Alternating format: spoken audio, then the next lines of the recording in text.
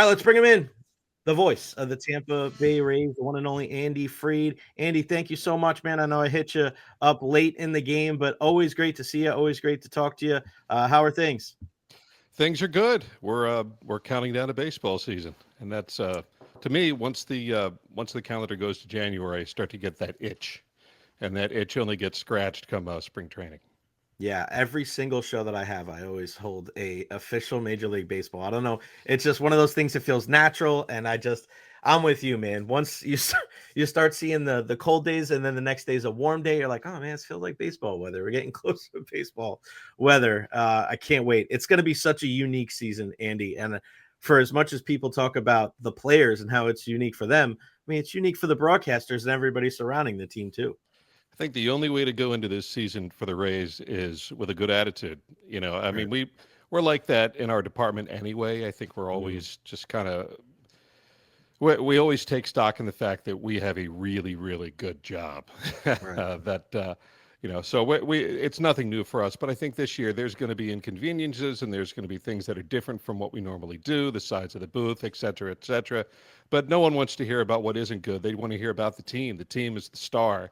And we're going to do our very best, as we do every year, to lead the league in fun. And I think we've done that for quite a while now. At least that's the effort.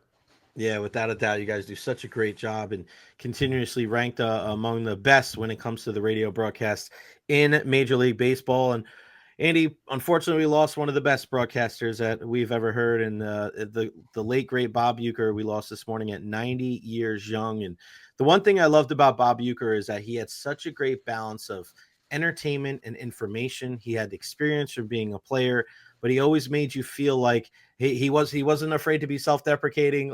He was just a guy like you could not have fun listening to him call a game. And I know you guys, I saw the picture that Doug Wechter put out. You guys had the opportunity to meet him. Was it last year or the year before? I mean, what a great experience. I met him a couple of times. Yeah, that same picture that Doug has, I have on my phone too, and we'll cherish it forever. I had a feeling no one knew because I mean he Bob Uecker had been through an awful lot over the last several Mhm. years. He had had heart problems, he had had cancer problems, he lost a daughter to ALS. There was a lot of personal issues that he had to deal with, and yet every time you saw him at the ballpark, I think that is where he was at his happiest. And I met him a couple of times. I never saw him not engage with people. I think that was his real gift.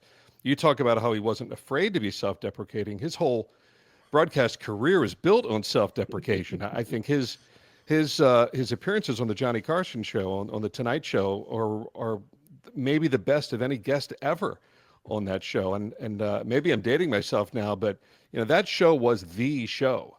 There Mhm. were no other. That was before Letterman or Leno or any of the other talk shows. That was the one talk show back when there was only three networks. And when he would, I think he was on over 100 times on that show. Yep. And Yep. whenever we needed, I remember one time Dave and I were bummed out about something. I don't remember what it was, but I wanted to find something humorous, so I put on YouTube, and there's so many on there, one of his appearances on Johnny Carson, and Dave and I just could not stop laughing. And whenever we needed a little laugh before the game, that was our go-to.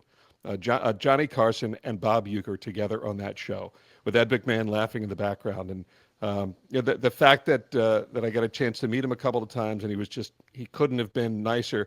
A couple other things that he went through. He had a stalker at one point in time hopefully none of us ever have Right. um, that situation, but he did, and he had to deal with that in many uncomfortable ways. So my point is, even though he had a lot to deal with in his personal life, when he was at the ballpark, I think that was when he was his most him. That gave him energy and brought him to life.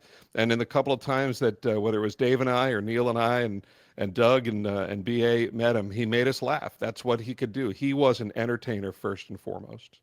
Yeah, and it's so great because when you think about some of the just the names in broadcasting. I mean, I grew up listening to baseball on the radio. Like that was my thing with my grandfather, and he was always preaching. And I think that's something that baseball has that maybe none of the other major sports really. There's something about the history of the game, and I don't know if it because it coincides with numbers or because it is it's an old timey radio type of game. But there's just something that's so near and dear to my heart, and to think that we don't have Vince Scully and we don't have Bob Uecker anymore. It's kind of like it's a changing, right? Like we know that life is changing. We know sports, and we know how we, take information and take entertainment is changing. But it's almost like, how many of the old school broadcasters are really left, right? Well, I mean, to be honest, growing up, I could fiddle with the AM dial and get a lot of different broadcasts. I never could get Milwaukee from where I grew up in Baltimore, so I never knew him as a broadcaster growing up. I knew him as Hmm. an entertainer, whether it was on the Tonight Show or Mr. Belvedere. I mean, the guy had a sitcom. He's the star Yeah. of his own sitcom. But thankfully, because of these things, we've been Hmm. able to listen to so many different broadcasts over the last several years. And, the thing to me is every town, you talk about old time broadcasters, guys last for a long time because they connect with their audience. And I think you can only do that on radio in baseball. I think that is because it's an everyday thing. We're not there Hmm. once a week. We're there every single day, good day, bad day. We're there. And, um, when I think of Bob Uecker dying, he had been the voice of the Brewers since 1971. Just as a point of reference, that's exactly my age. I'm Hmm. 53 years old. I'll be 54 in May. And every town, or it seemed like every team, had a guy like that. Bob Prince in Pittsburgh, Vin Scully in Los Angeles, Jack Buck in St. Louis, Harry Carey in Chicago. You could go on and on and on. Hmm. And Bob Uecker was the voice of everyone in Milwaukee. They don't have one statue of Bob Uecker at the ballpark. They have three. That tells you. So I think everyone in Milwaukee feels a little bit older today. Just like in Baltimore when Chuck Thompson died in Hmm. 2005, everybody felt a little bit of passage of time. And same thing for Scully in LA and all the other ones. So I feel for the fans of the Brewers. I feel for the residents of Milwaukee and Wisconsin. And I don't think it's an exaggeration to say in any sport in Milwaukee or Wisconsin or that segment of the country, there was no bigger star in any of the major sports. And they've got them all up there. There was no bigger Hmm. star than Bob Uecker of the Milwaukee Brewers. So my heart breaks for the fans of the Brewers. I try to take solace in the fact that he lived 90 years and it was a really good, well-lived life. And but I feel for the fans of the Brewers today very, very much. Yeah, and you bring up a great point, Andy, because obviously we lost Dave way too soon. But it just shows you, and I think that's the one thing that I try to tell people when they ask about baseball. And baseball is the heartbeat of America, but it's the heartbeat of each one of your baseball towns, right? Because, like you said, every single day, whether you had a good day at work, a bad day at work, whether your team stunk last night and lost 10-0, or whether they blew somebody out and they won 10-0, like your radio broadcast team is going to be there for you the next day. And they're going to drop things just like you guys have, through your tenure, and you do it now with Neil dropping in the personal tidbits too. And it's, when you lose something, when you lose a broadcaster, whether it was somebody like Dave or whether it's somebody like Bob Uecker, you're right. It's like you say, a passage of time, but you almost feel like you grew up with them, right? Because like I grew up with John Sterling, right? So now when people are talking about him retiring, and I'm just like, oh my God, the crazy ass nicknames that he come up with, and then seeing him in the press box at Tropicana Field asking for Dijon mustard, like it's crazy how, isn't that like one of the beautiful things? And I know I'm preaching to the choir here because this is what you do, but that's a great thing about baseball. There's a familial type of connection that you have, not just with your friends and family, but people you probably will never meet before or ever. I went to and I say this with no ego involved. It could be anybody sitting in my seat. But I went to the Buccaneers game, my first ever Buccaneers game. I went to that last game against the Saints Wow. on whatever day that was, that last Hmm. Sunday of the regular Hmm. season. And I was standing in the concourse, and just a guy came up to me, looked to be maybe mid 30s, something like that, and he goes, "Hey," and I didn't know who he was. He seemed to know who I was, and he came over and he goes, "Gosh, you're the voice of my childhood." And this guy's in his mid 30s. And it reminded me, again, not because it's me, but because of anyone lucky enough and fortunate enough to Right. sit in that seat. It is a privilege. It is an absolute honor to be able to be with people throughout a large segment of their life. I had my favorite guys growing up, and you Hmm. had your favorite guy growing up, and you feel like you know them. And to me, that's what the great, people assume that the greatest gig in this industry is to be the national voice of something. To me, it's always been to be the local voice of a baseball team because you Right. can connect with people over a long period of time. That guy in his 30s, and it didn't make sense to me. And then I was talking to my wife about it afterward, and she's like, well, he was probably like 10 when you came here. Hmm. When did you fall in love with baseball? I was like, I was 8. So Yeah. I'm like right in that sweet spot. And Hmm. so they feel like you. And for Bob Uecker and the fans of the Brewers, I mean, think of how long that is to be the voice of one team for 50 plus years. So when he was starting in the 70s, there were people that were born in the 50s, Right. 40s, 30s Hmm. listening to him. And now people listen to him that were born in this decade. So it's an incredibly long career and a lengthy career.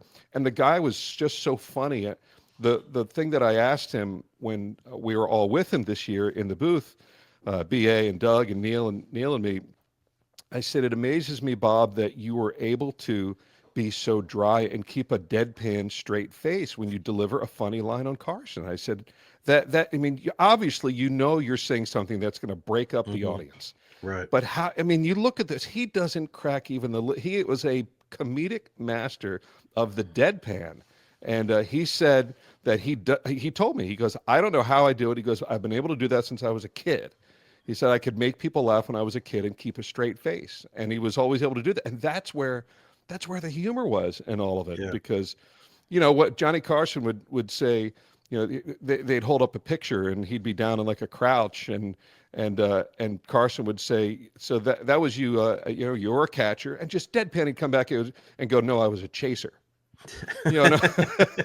And he'd say it so seriously, and you'd hear everybody break Right. up, but he had that line ready and waiting the whole time. And I don't know. I advise people and really encourage them to check out those old appearances on the Tonight Show, because if you want a lesson in entertaining people in comedy, my goodness, he'd break the whole set up, and it looked like he was hardly trying. It just made it look so easy.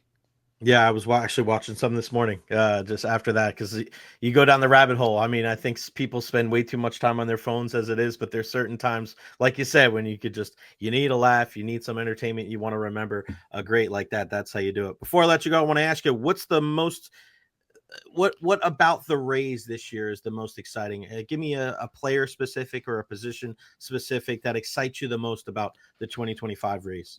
Starting rotation, I think they may have the best rotation in the division, although I do pump the brakes a little bit when I think of, just because Shane McClanahan's going to be back. Remember, this is 2 Tommy Johns for him. He's worked incredibly hard. I mean, I don't think people realize just how hard it is, and the patience and the will it takes to bounce back from these surgeries. They happen so often to people around the league, but it takes a lot. And this was number 2 for him. So while I'm hoping that he's back there throwing 99 like he used to, I think there has to be some trepidation in him instantly becoming that pitcher that he was at the start of the All-Star game a couple of years ago. But, Boz improved. He looked great last year. Tosh Bradley had an incredible couple of months. Zach Littell, to me, is just kind of the meat and potatoes guy of this rotation. And I know I'm forgetting other guys, but it's Rasmus. Mhm. Rasmussen. How could I forget? So they've got a lot of pitching. I think this team isn't going anywhere without being able to score more runs.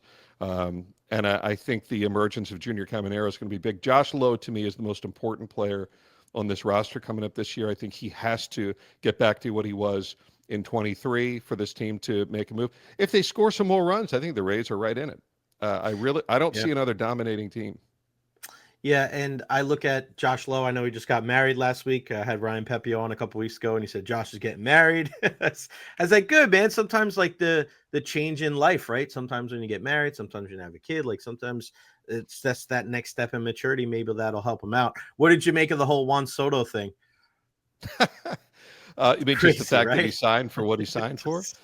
Yeah, it's just nuts, Well, man. It's like holy it, smokes. it just shows, there's always the talk of uh, there's the players and the owners. But to me, the really interesting story, if we could ever find it out behind the scenes, and I don't think we ever will, but there really is the big market owners and this versus the small market owners. Right. There's, Soto's only going to be able to sign with a couple of teams, and you have a guy like Stevie Cohen who comes there with seemingly unlimited cash and can sign a guy like that. But I still think, and I've thought this for many years, one player does not a team make. I always use the Seattle Mariners as an example around the turn of the century. It was after they lost Griffey, Randy Johnson, and who I forgot who, A-Rod.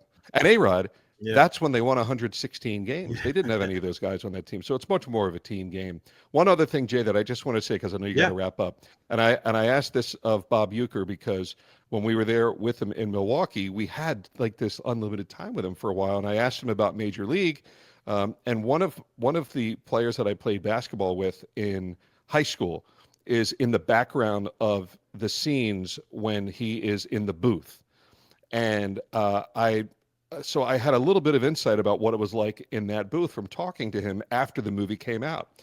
And when Mhm. I asked Bob Uecker about the lines, he ad-libbed all those lines. People may know that, people may not, I'm not sure. That was all ad-lib. And just to get a movie director or a series of producers to allow someone to use that valuable time when they're rolling film Mhm. to ad-lib, it took incredible trust. And the just a bit outside and all that stuff. He made all of that up on. That tells you what a comedic, brilliant mind he had. And to do it on film, it's one thing we're watching it in a movie and it looks like, oh, he's Right. just there natural. When you really think about the reality of that, coming up with those lines as it happens, pretty amazing. And he told me the story about how he came up with that and he had to talk to them about it and convince them to do it. But those lines in Major League that are just the ones that everybody imitates, he came up with them right then. Amazing. Isn't it insane that just a bit outside came from a movie, right? Like Yep, it's one of the most popular phrases in baseball history. And I don't that's know, it. like, I hope that it doesn't lose.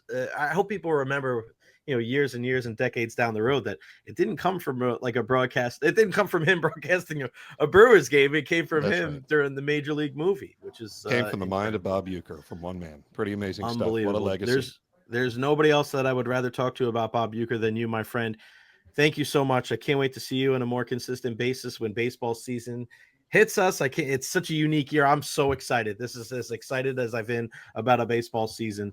I'm jacked up. The one and only Andy Freed, the voice of our Tampa Bay Rays. Thank you, my friend. I appreciate it. Enjoy the rest of your weekend. Thanks. I appreciate it, Jay. Thank you so much.